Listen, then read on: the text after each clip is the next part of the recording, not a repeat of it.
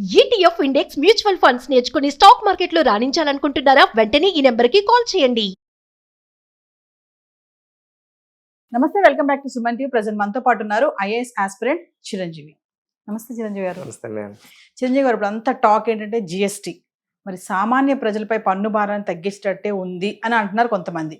మరి నిజంగా చూసుకుంటే ఇది లాభమా నష్టమా? ఒక్కసారి వివరంగా మనకి మిడిల్ క్లాస్, అప్పర్ మిడిల్ క్లాస్లో ఎవరైతే ఉంటారో వాళ్ళకు కూడా ఈ జిఎస్టీలో వచ్చినటువంటి మార్పులు తెలియాలి అంటే వేటిపైన తగ్గాయి, వేటిపైన పెరిగాయి అంటే ముందు తగ్గిన వాటి గురించి మాట్లాడుకుందాం. ఒకసారి వివరంగా. ఇది ఒక నిజంగా చెప్పాలంటే ఈ నిర్ణయం ఏదైతే ఉందో జిఎస్టీ సంస్కరణలు అనేది నిజంగా ఒక మధ్య తరగతి, ఒక మిడిల్ క్లాస్ ఫ్యామిలీస్ కి ఇది ఒక సువర్ణ, ఒక గుడ్ న్యూస్ అని చెప్పొచ్చు. ఎందుకు అని చెప్తే కనుక, సో మన నిత్య అవసర సరుకులు ఉంటాయి, లేదంటే మనకి డైలీ వాడే ఏదైనా ఒక ప్రోడక్ట్, డైరీ ప్రొడక్ట్స్ అవనివ్వండి, లేదంటే మన కాస్మోటిక్స్ అవనండి, వీటి మీద కంప్లీట్ గా 0% ట్యాక్స్ వచ్చేసింది. ఈవెన్ ఎడ్యుకేషన్ పర్పస్ మీద ఏదైతే థింగ్స్ ఉంటాయి, నోట్ బుక్స్ కానీ ఇవన్నీ, వాటి మీద కంప్లీట్ 0 ట్యాక్స్ వచ్చింది. సో ఒక విధంగా చెప్పాలంటే గుడ్ న్యూసే మన మధ్య తరగతి ప్రజలకు. ఎందుకంటే కొంతమంది ఏంటంటే మీరు అన్నట్టుగా ఎసెన్షియల్ నీడ్స్ ఏవైతే ఉంటాయో, లైక్ టూత్ పేస్ట్ కానీ, షాంపూ కానీ రెగ్యులర్ గా వాడే వాళ్ళు ఉంటారు, వాటిపైన 0% రావడం అంటే ఇది మామూలు విషయం కాదు. సో ఇటీవల కాలంలో మధ్య తరగతి ప్రజలందరూ డీమార్ట్ ఎక్కువ ప్రిఫర్ చేస్తున్నారు. ఎందుకు అంటే అది ఒక అఫోర్డబుల్ ప్రైజెస్ అక్కడ మనకి ఉంటున్నాయి. కానీ గమనిస్తే సెంట్రల్ జిఎస్టీ అంటున్నారు, స్టేట్ జిఎస్టీ అంటున్నారు. సో అక్కడ మనకి ఈజీగా ఒక 100 రూపీస్ అయితే మనం 10 రూపీస్ అక్కడే మనం పే చేయవలసి ఉంటుంది. ఫర్ ఒక రెస్టారెంట్కి వెళ్తాం, అయితే బావర్చి కానీ మెఫిల్ కానీ వెళ్తాం, అక్కడ కూడా జిఎస్టీ పే చేయవలసి వస్తుంది. ఈజీగా 100 రూపీస్ 10 రూపీస్ పే చేయవలసి వస్తుంది. సో అది ఒక విధంగా బర్త్డేనే, ఒక 2000 అంటే 200 రూపీస్ మనం ఎక్స్ట్రా పే చేయవలసి వస్తుంది ఆబ్వియస్లీగా. సో ఈ లెక్కను చూస్తే కనుక అది మన ఒక మధ్య తరగతి ప్రజలకి ఇది ఒక గుడ్ న్యూసే. అంటే ఇప్పుడు మీరు తగ్గాయని చెప్తున్నారు కదా, ఒకసారి మాట్లాడుకుందామా వేటిపైన తగ్గాయి అంటే? ఆబ్వియస్లీ చెప్పొచ్చు. సో మనకి నిత్యావసర సరుకులు ఉంటాయి. సో ఆ నిత్యావసర సరుకులు ఏంటంటే hair oil, shampoos, toiletry soap bars, toothpaste, toothbrush, shaving creams, వీటిపైన మనకి పాస్ట్ లో అంటే ఇప్పటి వరకు 18% జిఎస్టీ వేసేవాళ్ళు, కానీ అది ఇప్పుడు 5% డిక్రీజ్ అయింది. 18 to 5%. 18 to 5%, అంటే 18 నుంచి 5% తగ్గిందంటే చాలా ఇది మంచి నిర్ణయం అని చెప్పొచ్చు. అలాగే మన daily butter, ghee, cheese, dairy products, so all పాల ఉత్పత్తులు ఏముంటాయి ఉన్నాయో వాటి మీద కూడా 12% ఉండేది, అది ఇప్పుడు 5% కి తగ్గించడం జరిగింది. సో ఇది కూడా గుడ్ న్యూస్ అని చెప్పొచ్చు. సో ఇంకా మన ఇండియాలో చూస్తే ఒక మధ్య తరగతి ప్రజలు ఎవరైతే ఉంటారో వాళ్ళు ఎక్కువ ప్రియారిటీ ఇచ్చేది life insurance and health insurance మీద ఎక్కువ మన వాళ్ళు ఎక్కువ ఇంట్రెస్ట్ చేస్తూ ఉంటారు. సో ఈ నేపథ్యంలో చెప్పాలంటే ఇది ఒక మన కేంద్ర ప్రభుత్వం మంచి నిర్ణయం అని చెప్పాలి. ఎందుకు అంటే ఇప్పుడు కంప్లీట్ జీరో. సో ఇప్పటి వరకు 18% జిఎస్టీ ఉండేది, అది కాస్త ఇప్పుడు కంప్లీట్ గా 0 చేసేసారు. సో దీనివల్ల ఏమవుతుందంటే ఒక మధ్య తరగతి వ్యక్తి ఎవరు ఉంటారో ఈజీగా ఒక క్యాన్సర్ ట్రీట్మెంట్ చేయించుకోవాలన్నా, లేదంటే ఏదైనా ఒక మెడికల్ వెళ్ళి చేయించుకోవాలన్నా సరే అక్కడ జిఎస్టీ 18% భారం తగ్గుతుంది. అలాగే మెడిసిన్ తీసుకోవాలన్నా సరే అక్కడ భారం తగ్గుతుంది. సో ఇది ఒక గుడ్ న్యూస్ అని చెప్పొచ్చు. సో ఇంకా చెప్పాలంటే ఎడ్యుకేషన్, మన ఇండియాలో నవ్ డేస్ ఎడ్యుకేషన్ అనేది ఒక పెద్ద మాఫియా అయిపోయింది. కొనుక్కోవాల్సి వస్తుంది. ఉన్నోడేమో మంచి కార్పొరేట్ స్కూల్ జాయిన్ చేస్తే ఒక మధ్య తరగతి వాడు కూడా ఏం చేస్తున్నారు, తన పిల్లల మంది చదివించాలని చెప్పి కూడా ఒక కార్పొరేట్ లెవెల్ స్కూల్ కి పంపిస్తున్నారు. సో ఈ నేపథ్యంలో చూస్తే మనకి మ్యాప్స్ అని, చార్ట్స్, సో ఏదైతే స్టేషనరీ ఉంటుందో ఆ స్టేషనరీ ఐటమ్స్ మీద 12% జిఎస్టీ ఉండేది, అది కాస్త ఇప్పుడు 0.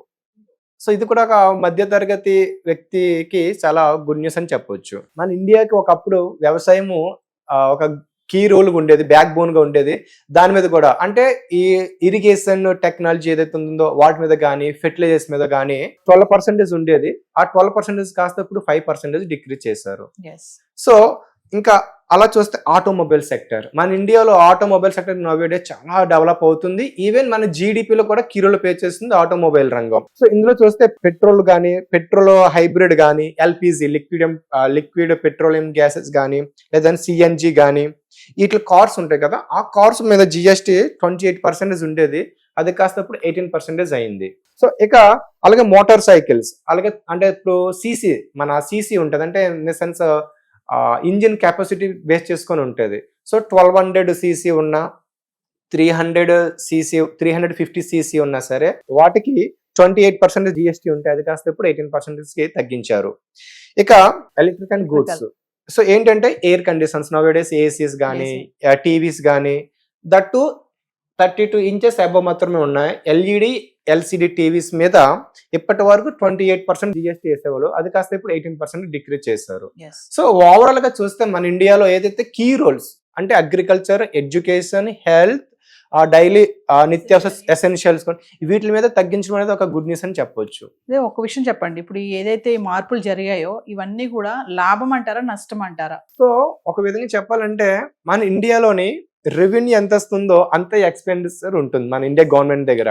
సో ఈ జిఎస్టీ ఈ పన్నులు తగ్గించడం వల్ల నాకు దాదాపుగా గవర్నమెంట్ రిపోర్ట్స్ ప్రకారం 48,000 కోట్లు నష్టం కలుగుతుందని మన గవర్నమెంట్ అధికారులు చెబుతున్నారు. సో అయితే ఎంత జరుగుతుందో అంతే విధంగా మన ఇండియా ఈరోజు 4th లార్జెస్ట్ ఎకానమీగా ఉంది గ్లోబల్లో. ఎస్ సో ఇన్ ఫ్యూచర్ కూడా 3rd లార్జెస్ట్ ఎకానమీ కూడా అయ్యే అవకాశాలు ఉన్నాయి. కాబట్టి సో మేబీ మన ఇండియా ఆ ఎఫోర్డ్ చేసుకోగలదు. సో నష్టం అయితే ఉంటుంది, కానీ దాన్ని అఫోర్డ్ చేసుకునే కెపాసిటీ మన దగ్గర ఉందని చెప్పి మన గవర్నమెంట్ చెబుతుంది. ఈ జిఎస్టీ ఇంపాక్ట్ మన హోటల్స్ పైన కూడా ఉంది అని చెప్పేసి చెప్తున్నారు, అదొకసారి ఎక్స్ప్లెయిన్ చేయండి. ఎట్లా అంటే తగ్గుతాయా హోటల్ రేట్స్ అనేవి?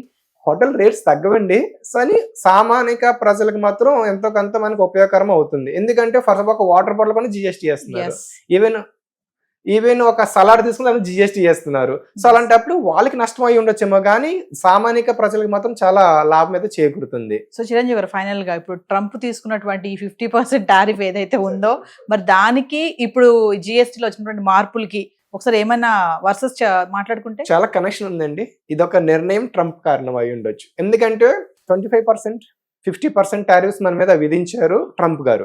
సో ఈ విధించడం వల్ల మనకి చాలా నష్టం వాటిల్లే అవకాశాలు ఉన్నాయని చెప్పి మన ఇండియన్ గవర్నమెంట్ జిఎస్టీ రీఫార్మ్ చేయాలి అని మన మోదీ గారు August 15th రెడ్ ఫోర్ట్ మీద మెసేజ్ ఇచ్చి చెప్పారు. ఈ దేవాళీకి సామాన్య ప్రజలకి నేను ఒక గుడ్ దేవాళీ గిఫ్ట్ గా నేను మీకు ఇస్తున్నానని చెప్పి జిఎస్టీ రీఫార్మ్ తీసుకొచ్చారు. సో ఇది ఆబ్వియస్లీ ట్రంప్ యొక్క ఇంపాక్ట్ అని చెప్పుకోవచ్చు. అంటే ఈ మార్పులన్నీ ఎప్పుడు అమల్లోకి వస్తాయంటారు?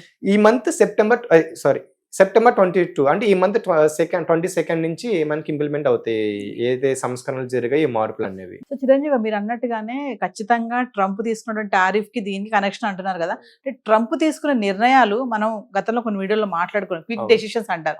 అంటే జిఎస్టీ మార్పులకి 50% అంటే ముందు 25% మళ్ళీ అగైన్ 25% చేయడం జరిగింది కదా, అంటే ఎలా అంటారు దీనికి దాని కనెక్షన్ అంటే? సో మన ఇండియా నుంచి మేజర్ ప్రొడక్ట్స్ మనకి అక్కడికే వస్తాయి, అక్కడ నుంచి మనకే వస్తాయి ఎలక్ట్రానిక్ గుడ్స్ కానీ ఇంకా అదర్ సర్వీస్ గుడ్స్ కానీ. సో ఈ నేపథ్యం మనకైతే ఎప్పుడైతే మన ఇండియా ప్రొడక్ట్స్ మీద ఈ ఆక్వాటిక్ కానీ లేదంటే జెమ్స్ కానీ వీటి మీద మనకి ఎప్పుడైతే సుంకాలు ఈ టారిఫ్స్ విధించారో మనకి ఇక్కడ ఏమవుతుందంటే ఎక్కువ బర్డెన్ అవుతుంది సామాన్య ప్రజలకు, దాన్ని బేర్ చేయలేరు, ఎక్కువ ట్యాక్స్ పే చేయవలసి ఉంటుంది. అంటే ప్రొడక్షన్ జరుగుతుంటది కానీ రేట్ ఎక్కువైపోతుంటది, దానివల్ల మనకి ఇంపాక్ట్ చాలా పడుతుంది. ఇప్పుడు ఏం చేయాలి? Made in India program. So మన ఒక సామాన్య ప్రజల యొక్క వినియోగ శక్తిని పెంచాలంటే మరి ఇప్పుడు ప్రొడక్ట్ ఫెచ్ చేయాలి. మరి చేయాలంటే ఏం చేయాలి? ఏదో ఒకటి చేయాలి, పన్ను తగ్గించాలి. సో పన్నులు తగ్గిస్తే ఆటోమేటిక్ గా మన ఇండియాలో ఏ ప్రొడక్ట్స్ మనం ఎక్కువ కొనుగోలు చేసుకోగలుగుతాము, ఈజీగా మనం గెట్ ఇన్ అవ్వగలుగుతాం. ఇదొక మేజర్ నిర్ణయం. ట్రంప్ ని డైరెక్ట్ గా ఢీకొనలేక ఇలా తిరిగామని అనుకోవచ్చు అంటారా? ఆబ్వియస్లీ మార్పు వల్ల మన ఇండియా ఎప్పుడు కూడా వసుదైక కుటుంబకం అనే ఒక సూత్రాన్ని ఇంప్లిమెంట్ చేస్తుంది. ఎవరికి మనం సూటిగా చెప్పము కానీ ఇండైరెక్ట్ గా చెప్తుంది. సో రీసెంట్ చైనా వెళ్ళినప్పుడు కానీ మనకి ఇండైరెక్ట్ గా మనకి ట్రంప్ కి ఒక చెంపదెబ్బ అని చెప్పవచ్చు. థ్యాంక్ యూ అండి. Thank you.